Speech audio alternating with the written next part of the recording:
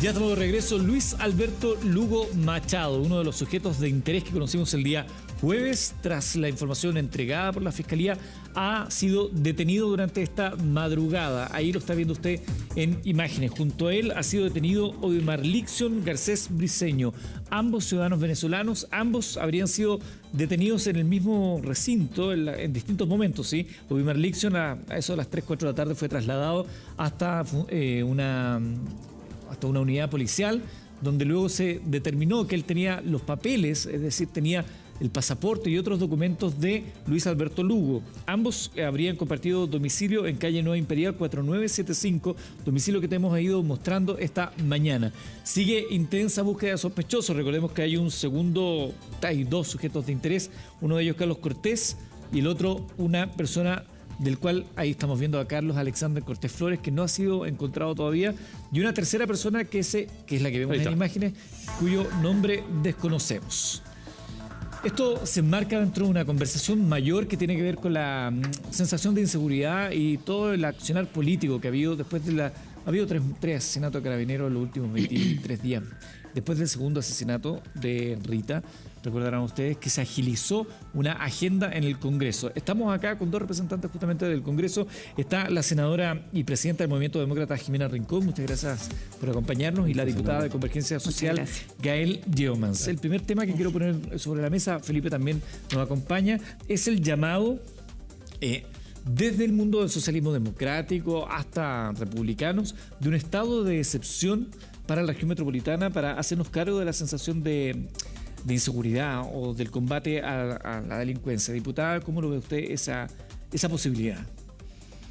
Bueno, yo me quedo con las palabras de la delegada de la región metropolitana, porque igual a mí me parece que respecto a cuál es el camino, cuál es la orientación que deberíamos mantener nosotros. Y me parece además que ha sido la orientación que se ha tenido en el último tiempo respecto al debate público, de cómo fortalecer a Carabineros para que pueda responder a la primicia de hacerse cargo del orden y seguridad. Y en esa materia creo que más bien cómo enfocamos los esfuerzos para que las herramientas las posea, en vez de seguir, ¿cierto?, distribuyendo y en este caso entregándole estas funciones a las Fuerzas Armadas. O sea, ¿no estarían de acuerdo con ello? Yo al menos a priori partiría mejor por hacernos cargo de que Carabineros tenga todas las herramientas y condiciones para poder hacerse cargo. Creo que se puede seguir explorando en eso. ¿A su juicio las tiene? Me parece que todavía falta por trabajar. ¿Qué diferencia hay entre otros lugares donde se ha utilizado la presencia de militares respecto a la situación de Santiago? ¿Por qué en esos lugares sí y acá no? Bueno, en el caso del norte, estamos hablando de la frontera. Teníamos un problema grave y que seguimos en el fondo controlando, que tiene que ver con la migración, y en ese sentido me parece que el trabajo, de hecho, que se ha hecho con la aplicación de infraestructura crítica ha sido positivo para poder controlar. De hecho, hay cifras en donde dan cuenta que hay una disminución del 50%, ¿cierto?, de las denuncias en esta materia. ¿Por qué hay así y acá no? Porque son situaciones de excepcionalidad. ¿El tenor es distinto? El tenor es distinto, a mí me parece. Primero, cuando estamos hablando del control fronterizo, y luego la situación, ¿cierto?, en el sur de Chile. Pero, perdón, diputada, pero eso en un contexto, y eso ha ido variando. Porque yo me recuerdo que cuando estaba el estado de excepción constitucional en la macrozona sur y se pedía por parte de alcaldes y también habitantes del norte que se tomara la misma medida, se decía que era una situación distinta a la zona macrosur. Y resulta que finalmente igual nomás se establece esta normativa de infraestructura crítica y se le entregan herramientas a las Fuerzas Armadas, particularmente al Ejército, para lo que está ocurriendo en la frontera.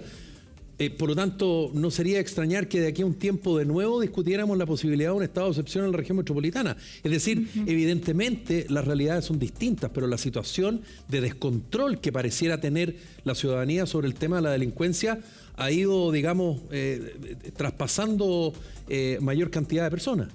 O sea, la preocupación en materia de seguridad la mantenemos. Yo también, de hecho, como parlamentaria de una zona y un distrito que ha sido bien compleja también en esta materia por mucho tiempo, y que se ve agudizada ahora en las últimas semanas. Pero sí me parece importante agotar todos los esfuerzos primero por entregarles las atribuciones y las herramientas necesarias a Carabineros. Yo creo que en eso hay todavía espacio en el que seguir avanzando. Senadora, ¿a usted le parece adecuado la posibilidad de un estado de excepción para la región metropolitana? A ver, primero quiero decir que gracias a la ley Naim Retamal, los delincuentes que han participado en los últimos hechos y los que han sido hoy día detenidos van a recibir todo el peso de la ley, incluyendo el que no puedan acceder a el cumplimiento alternativo de la pena. Y creo que eso es importante. Y segundo, decir que nos encantaría que el gobierno le ponga urgencia a un proyecto que presentamos que establece que una vez condenado el que ha participado en un hecho delictivo, no puede acceder a beneficios alternativos, que es importante porque ustedes han visto las noticias, muchos de los que han participado en hechos delictivos estaban cumpliendo alternativamente la condena a la que habían sido sometidos. Y creo que eso es importante, no lo pudimos poner en la discusión de esta ley y por lo tanto esperamos que el gobierno nos apoye. Sobre el tema del estado de excepción, en enero, el ex ministro de Justicia y vicesecretario general de Demócratas planteó la necesidad de establecer estado de excepción constitucional, emergencia en este caso, al menos en la región metropolitana. Y nosotros lo venimos reiterando ya desde hace algún buen tiempo. Lo dijimos, de hecho, hace varios días por los distintos medios de comunicación. ¿Por qué? Porque sin perjuicio de que es necesario avanzar en una agenda robusta legislativa, en que es necesario dotar a carabineros, PDI y todas las fuerzas, ¿no es cierto?, de orden y seguridad de elementos suficientes para cumplir con su tarea. Esta ley es importante en ese sentido. Tenemos una situación donde no hay, o se ha perdido en muchos territorios el Estado de Derecho. Lo decía un alcalde de la región metropolitana independiente del Frente Amplio. Necesitamos estado de excepción. La diputada no es algo que solo digan un sector. La verdad es que es bien transversal. La diputada plantea que el escenario acá en la región metropolitana no sería comparable con, por ejemplo, el de la zona norte. Yo creo que cuando se pierde el control en materia de seguridad en el norte siguen entrando, y lo decía alguien de gobierno, perdonen si no me acuerdo quién, 400 bolivianos semanalmente de manera ilegal a Chile. Vale decir, aquí el trato internacional no está operando, tenemos un tema de seguridad obvio y evidente. En el sur, en la macrozona sur, tenemos otro problema que es distinto al de la migración ilegal en el norte, en la región metropolitana y en muchas regiones de nuestro país. En el Maule lo estamos viviendo, el tema del narcotráfico, el crimen organizado, se instaló. Y creo que uno tiene que ser capaz de mirar el conjunto del país y decir, ¿saben qué? Y el estado de excepción es eso, es un poco un 2-3 momiaes. Veamos dónde están los focos, permitamos que las policías actúen con resguardo y que los militares ayuden y colaboren en esa acción. Es eso, no es otra cosa que eso. ¿Hay un tema ideológico de fondo acá que impide el avanzar? A mí me gustaría que dejáramos las ideologías un poco de lado. Pablo Ortúzar, no sé si lo leyeron el otro día, decía, ojalá pudiéramos tener un gran acuerdo en que las ideologías queden de lado y que logremos un acuerdo entre, él decía, Tunquén y Zapallar, da lo mismo, entre los distintos sectores para tener una mirada común, y esa mirada común es que hoy día la ciudadanía no solo se siente insegura, sino que además está viviendo de manera insegura. No puede ser que un carabinero que detenga a personas para hacer control, en este caso un vehículo, ¿no es cierto?, que estaba encargado, termine con agresión, lesión, muerte. ¿Y usted siente que no están las herramientas entonces para que la situación continúe tal cual como está y se requiera establecer o decretar un estado de excepción en la región metropolitana o al menos en algunas comunas? Yo creo que hoy día la situación está desbordada y todos los sectores de distintos lados piden medidas que sean concretas para lograr instalar una sensación de seguridad, porque esto no se va a acabar con un estado de emergencia. Esto es solo un pie necesario para poder desplegar todas las acciones. Piensen ustedes que aquí, y ustedes lo han estado transmitiendo toda la mañana, todo lo que ha tenido que ocurrir para dar con un delincuente o 2 delincuentes, pero tenemos más de 20.000 personas que no han podido ser detenidas. Y bajo esa lógica, país. senadora, en un estado de excepción, un estado de emergencia con funcionamiento y con a cargo de las fuerzas y del orden por parte de oficiales tanto de la Fuerza Aérea como del Ejército o la Armada, ¿habrían sido distintos los resultados de su juicio si es que, por ejemplo, hubiésemos estado en un estado de excepción ahora? Yo creo que cuando tú, y esto lo hemos visto cuando el presidente de la República, acuérdense, asume, él había rechazado todos los estados de emergencia del gobierno anterior y cuando asume lo decreta, pues se da cuenta que la situación en el sur era insostenible y él decreta y dice un estado de excepción acotado. ¿Se acuerdan que fue la gran expresión? Bueno, aquí podemos tener un decreto acotado respecto de qué es lo que hay que hacer para controlar identidades, tomar detenidos a los que hoy día están prófugos, poder determinar quiénes no cumplen con la ley. Los fiscales han sacado una circular. Va a ser muy difícil poder materializarla si no hay dotación suficiente. Y todos sabemos, lo decía la propia diputada Llomas, que hay insuficiencia de fuerzas, ¿no es cierto?, policiales para cumplir los cometidos. ¿Cuántos carabineros están yendo de la institución todos los años? ¿Cuántos están dejando de postular todos los años? Tenemos un tema objetivo de falta de fuerza, diputada, de seguridad. Diputada, sí. Aquí menciona que está desbordada la situación. ¿Usted lo comparte? O sea, primero creo que igual hay que ser responsables con los mensajes que transmitimos. Yo obviamente empatizo con la situación de inseguridad que vive diariamente la población y hace harto tiempo atrás. También quiero plantearlo. O sea, cuando yo era candidata en el primer periodo e iba a conversar con las vecinas y vecinos, me planteaban lo mismo que me plantean hoy por hoy. Es decir, que tienen narcotraficantes en su esquina, que lamentablemente, a pesar de que incluso ellos plantearon denuncia, se sienten con la inseguridad de poder estar tranquilos en sus casas. Entonces, en ese sentido, creo que hagámonos cargo de que esta es una situación que se arrastra por largo tiempo y que hoy por hoy, ¿cuáles son las medidas que realmente van a ser efectivas para poder dar con la solución?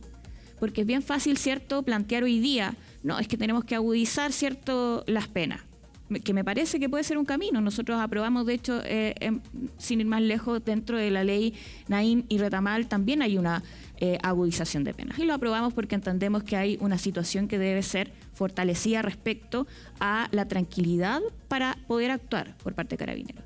Pero no se resuelve con eso. Entonces, ¿y cómo se resuelve? A mi juicio, primero hay un camino que ha emprendido el gobierno y que creo que de hecho ha sido respaldado por los distintos actores porque está en buena vía. Es decir, poder, por ejemplo, tener la flota vehicular renovada. O sea, que el hecho de que cuando llegara el gobierno, ¿cierto?, a asumir, se dieran cuenta que el 50% de los vehículos estaban en mal estado, no tenían, ¿cierto?, la capacidad, la condición para poder operar, lógicamente que es una deuda que tenemos que asumir. Por otro lado, también el contar con los implementos adecuados, los chalecos antibalas, que sean de la medida. O sea, estamos hablando de cuestiones que no solamente van por la dotación o por más leyes, sino que medidas que hoy por hoy se necesitan con urgencia. Esas medidas han sido anunciadas ahora tras el tercer asesinato de un carabinero. Llama la atención eso. ¿Dónde está el foco de interés? No sé si... Ahora, sin lugar a duda, pero sí, quiero plantear algo al respecto de eso. Porque no... A ver, esto fue aprobado en la ley de presupuesto, que aprobamos de hecho con Jimena en el año pasado, porque ya había un foco de interés por parte del gobierno de aumentar el presupuesto y que es un acuerdo. O sea, yo tampoco quiero decir que esto solamente es del gobierno, es un acuerdo de todos los sectores políticos de poder avanzar en generar todas las condiciones que sean necesarias para poder contar con mayor protección. Ahora, yo creo, a propósito de eso, que las medidas que además se han anunciado ahora, que también van de la mano con fortalecer la persecución penal, porque no sacamos nada, ¿cierto?, con que Carabineros también cuente con todos los implementos, pero en la persecución de los delincuentes y en dar con condenados no tengamos las herramientas suficientes. Perdón, sí, entiendo que de los 1.500 millones de dólares entonces está en el presupuesto, no hay novedad al respecto. No, perdón, eso se aumenta. Los 1.500 millones de dólares son sí y solo sí se aprueba la reforma tributaria. Porque se necesita recursos. Perdón. Hoy día el gobierno tiene recursos para poder invertir en seguridad. Pero estamos hablando de que los 1.500 millones serían adicionales a lo que ya está aprobado en la ley de presupuesto, que fue un aumento del 4%, efectivamente, ¿cierto?, ley de presupuesto, lo que anteriormente se tenía ley de presupuesto, de los 5 años anteriores. Ley de presupuesto que no quiso aumentar los recursos a la PDI. Ley de presupuesto que negó el aumento a la Fiscalía para poder subsanar las 1.000 personas de déficit que tiene para enfrentar hoy día su demanda y su carga de trabajo. Senadora, y además, ley de presupuesto que no contempla los aumentos de recursos en programas de formación y perfeccionamiento policial. La ley de presupuesto no se manda sola. ¿Quién la ley de presupuesto, para que quede claro ante la ciudadanía, es una prerrogativa del presidente de la República. ¿Qué pueden hacer los parlamentarios? Rechazarla, disminuirla. Eso es lo que pueden hacer. No pueden aumentarla. Y de hecho tuvimos que... Y de cada uno de los puntos, se negocia, se rechazan, hay varios parlamentarios que plantean de hecho, mucho de lo que se aumentó en materia de seguridad fue por nuestro rechazo en las subcomisiones y en la mixta. Y eso hay que decirlo. Entonces es re fácil. Un acuerdo en la mixta. Pero, por favor, Gael, hay cosas que no venían en la ley de presupuesto en materia de seguridad y tuvimos que negociarla. El aumento del 4%, pero el aumento del 4% venía desde un inicio. De hecho, fue anunciado por el mismo presidente en de la materias República. específicas como la que estoy diciendo. Fiscalía no se le dieron más recursos a los fiscales, necesitamos contratar más fiscales. La carga de los fiscales, y no se quiso hacer. No en materia de... Pero perdón, si esto se discute en la ley de presupuesto, Jimena, mira, si estamos de acuerdo con aumentar el presupuesto y los recursos para Fiscalía, para Carabineros, para Policía de Investigaciones, pero la plata no viene de la nada. Por eso es necesario también llegar a un acuerdo en materia tributaria. Gael, por eso el gobierno ha insistido. A ver, nosotros hemos dicho que en materia tributaria nosotros vamos a dar acuerdo, pero hay cosas básicas. Primero, que nos transparenten los números. Hasta el día en que se rechazó, no se respondió el informe que habíamos pedido nosotros respecto de cuáles eran los estudios, los cálculos, las proyecciones en materia de la reforma. En la reforma. No, perdóname. Hasta el día de hoy te puedo mostrar el oficio mandado por nosotros en que no se entregó. Y lo pidieron también la diputada Pérez y otros. Pero el informe de la DIPRE... No es el informe financiero. Es cómo se hicieron los cálculos para estimar que efectivamente cada uno de los ítems que se presentaban daban o rendían lo que la ley decía que iban a dar. Cuánto daba la recaudación por evasión, elusión, cuánto daba por... Cada una de esas partidas estaba detallada. Estaba el en la informe comisión financiero, pero no estaba el cálculo de cómo se habían hecho las estimaciones. Tanto así que 16 centros de estudio, universidades, lo pidieron públicamente. No estaba. Sí estaba. No estaba. El informe financiero no es la forma en que se calcula, son cosas distintas. ¿Están hablando lo mismo? ¿Están hablando cosas distintas? Hablando, lo que pasa es que, la diputada dice una cosa, la senadora dice... La diputada dice que estaba el informe financiero. Lo que yo digo, y 16 centros de estudios, universidades y varios senadores y diputados pedimos, fue la forma en que se estimó ese informe financiero, ese cálculo. Son cosas distintas. Es decir, ¿cómo llegamos a esta cifra? Exactamente. Si aumentamos el presupuesto de los huevitos de chocolate, ¿cuánto va a recaudar? ¿Cuánto va a recaudar? Exactamente. Esa información no estaba. Es que en la comisión, lo puedo aclarar un poquito porque, claro, que la senadora está desde el Senado a lo mejor viendo esta discusión, pero nosotros en la Cámara de Diputados lo vimos en la Comisión de Hacienda, y el ministro nos dio todo el detalle. Y de hecho, en cada uno de los ítems que fuimos discutiendo, porque esta discusión se llevó a cabo durante meses, tuvimos 8 meses discutiendo esta reforma, fuimos viendo cada uno de los detalles, la forma de los cálculos, tuvimos una mesa técnica en donde participaron distintos asesores. Quizás, y esa es como la parte de la autocrítica que uno puede hacer, es necesario ir ampliando esos debates para que todo el Congreso esté incorporado y no solo en la Comisión de Hacienda. Déjenme plantear algo, porque pero eso al menos sí se mostró. Dentro de las medidas que se dieron a conocer la semana pasada, el presidente Gabriel Boric anuncia estos recursos extras por $1.500 millones para el plan Calle Sin Violencia. $1.500 millones una vez que está en un régimen. Anuales en régimen, sí. Ok, pero veo que la senadora dice que eso sí, solo sí se aprueba la reforma tributaria, que todavía no conocemos en detalle. O sea, es un porque además se rechazó la anterior, por lo tanto hay que construir una y están todos los actores sentados en esa revisión. A usted como diputado oficialista, entonces es un anuncio que no tiene ninguna base.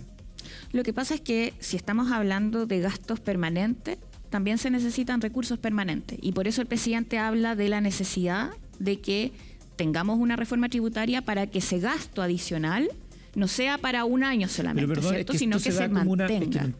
No logro entender, porque esto fue como una de las medidas del Estado, $1.500 millones. Como ante esta situación, esta es mi respuesta. Pero resulta que usted, diputado oficialista, claro. O sea, nos dice que en realidad eso no existe todavía, porque va a depender de una discusión, de una reforma tributaria que todavía ni siquiera comienza. No es que haya una reasignación presupuestaria, que entiendo fue lo que dijo la ministra el día jueves. Mira, los detalles, lo que pasa es que, claro, yo entiendo a lo que va el presidente de la República cuando plantea que si queremos mantener esa cifra, ¿cierto?, año tras año, se necesita una reforma tributaria para que el recurso sea permanente y no en base a una asignación de una ley de presupuesto en particular, que eso puede ocurrir, por ejemplo, en esta discusión. Que el sería para el año 2024. Puede perfectamente, ¿cierto?, utilizar ahora, dentro de la ley de presupuesto, hay cierto margen, que incluso se deja siempre, para que se utilice en base a emergencia recursos públicos. Esto podría ser una emergencia. Siempre tiene el 2% de emergencia, y siempre tiene el Tesoro Público, Jimena, para poder abordarlo. De hecho, el presidente lo dijo también. También se dijo, también se nombró que se puede utilizar, pero eso no es permanente. Pero el ministro, eso no es permanente, por eso es necesario Hacienda, también. Mario Marcel dijo que parte de estos gastos se pueden ir aplicando inmediatamente. Exacto. Otros asocian a proyectos de ley que se tramitarán durante el año. Marcel además deslizó que algunos recursos para este año provendrían de alzas de ingresos. No logro entender. Expliquémosle a la gente. O son de una reforma tributaria que aún no se comienza a discutir, o son platas que están disponibles para darle el combate a la delincuencia. Es que se puede disponer en lo inmediato, ¿cierto? Como hemos conversado. Hay recursos que hoy día se tienen por ley de presupuesto para que el Ejecutivo gaste inmediatamente, para una emergencia. Pero eso da para un año, ¿cierto? Para poder hacerlo permanente ese gasto, se necesita más recursos públicos y se necesita una reforma tributaria. ¿Y hay disponibilidad para el gobierno, de su sector, senadora, para eso? La ha habido siempre, lo hemos dicho, pero esto no es un chantaje. La reforma tributaria es una cosa. Si vamos a abordarla para seguridad, salud, pensiones, porque tiene además varios ítems, ¿no? Abordar una reforma tributaria, perfecto, analicémosla. Otra cosa es, ¿no es cierto?, si existen o no existen los recursos hoy día para abordar el tema de seguridad. El gobierno tiene distintos mecanismos para hacerlo. Puede hacer reasignación presupuestaria, puede decretar estado de emergencia constitucional, en virtud de aquello, disponer de los recursos. O sea, mecanismos tiene para hacerlo. Recursos hay. ¿Cuánto ingresó por el litio en el presupuesto de la Nación este año? 5.000 millones de dólares. O sea, plata hay. No es un tema de recursos. Es un tema de que seamos transparentes a la ciudadanía y digámosle, ¿cómo vamos a financiar estos 1.500 millones? ¿Con reasignaciones? ¿Con nuevas leyes? ¿Con una reforma tributaria? Permítame, que deja ahí la pelota dando vuelta. Entonces, si no es un tema de recursos, ¿qué? O sea, que eso se puede implementar ya, como yo comparto. O sea, el gobierno tiene medidas para poder implementarlo inmediatamente. ¿Es un tema de voluntad política? No, es que si ya está comprometido, eso se va a hacer. El tema es que eso no se puede hacer un compromiso de esa categoría para los siguientes años. Se puede hacer para ahora, ¿cierto? Se lo planteo de otra manera, que es la crítica que se hace. Tuvieron que asesinar a 3 carabineros en un plazo corto de tiempo para que aparecieran estos recursos. No, pero a ver, yo igual quiero plantearlo en estos términos. El aumento en materia presupuestaria para carabineros venía de la ley presupuestaria anterior, es decir, de la que votamos el año pasado. Ahí se aumentó y varios de los recursos que se están implementando ahora, de la renovación de los autos, ¿cierto? De la implementación también de las medidas, de las herramientas que cuenta Carabineros, eso se ha ido implementando por esa ley de presupuesto, en donde uno de los pilares fue la seguridad. Entonces, en ese sentido, no es algo nuevo, no es algo que recién ahora el Ejecutivo está implementando. Pero lo que pasa es que es una discusión más profunda, no es una discusión, ¿cierto?, que se pueda resolver de la noche a la mañana y quizás vamos a tener que estar continuamente conversando desde el mundo de los políticos, del mundo público, cómo damos soluciones. Pero bajo esa lógica, entonces, ¿por qué aparecen esos montos ahora, diputada?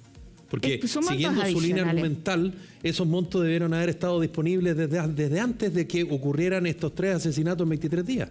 Lo que pasa es que, claro, a ver, yo en esto pienso primero que más que respecto a los asesinatos en particular, me parece que la situación de urgencia que hoy día nos está planteando también por el grado de violencia que tiene este tipo de delito, también hace que se tomen medidas excepcionales y esta es una de ellas. Yo no creo que eso sea negativo, al contrario. El poder también actualizar los mecanismos con los cuales cuenta el gobierno para poder enfrentar la inseguridad son temas que obviamente deben jugarse esas cartas. Yo en esto no creo que sea negativo, al contrario, me parece positivo que el gobierno tome las medidas hoy día si es que lo amerita. Senadora, desde esa posición, también hay una crítica, es que tuvieron que asesinar a 3 carabineros para que se moviera la aguja. Como que si toda la sensación de inseguridad que se vive a diario en diferentes barrios y rincones de Chile no hubiese sido suficiente para el mundo político. Yo creo que este es un tema que hace ya mucho tiempo está encima de la mesa, no es de este gobierno, se viene arrastrando de varios gobiernos hacia atrás y por eso fue tan difícil la discusión presupuestaria. Más allá del aumento en recursos, cuando uno mira que solo se aumentó un 0,3% los recursos para formación en Carabineros, uno dice eso es marginal, cuando hoy día nos dicen que lo que hay que hacer es formar Carabineros, dotarlos de infraestructura.